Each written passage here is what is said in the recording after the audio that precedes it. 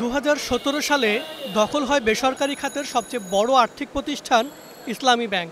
এরপর কোনো বিজ্ঞপ্তি ও পরীক্ষা ছাড়াই নিয়োগ দেয়া হয় হাজার হাজার কর্মী, যাদের বেশিরভাগই ছিল চট্টগ্রাম অঞ্চলের। এ নিয়ে সমালোচনা থাকলেও তোয়াক্কা করেনি ব্যাংকটির তৎকালীন পরিচালনা পর্ষদ।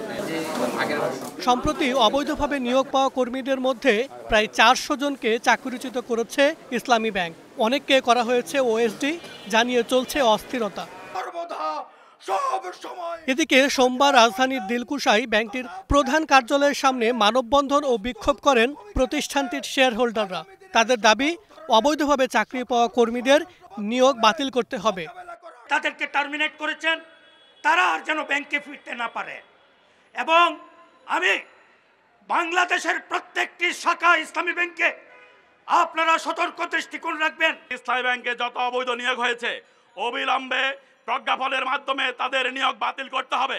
ইসলামী ব্যাংক থেকে টাকা পাচার করেছেন, অবিলম্বে বাংলাদেশ ব্যাংকের মাধ্যমে পরিপূর্ণ টাকা ফিরিয়ে আনতে হবে।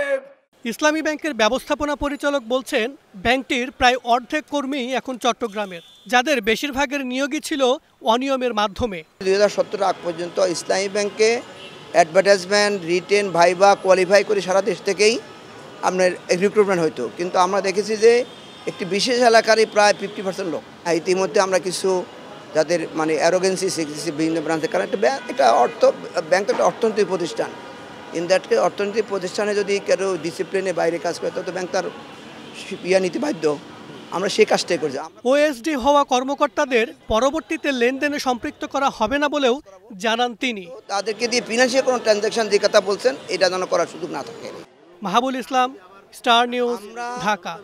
হ্যাঁ বলেন।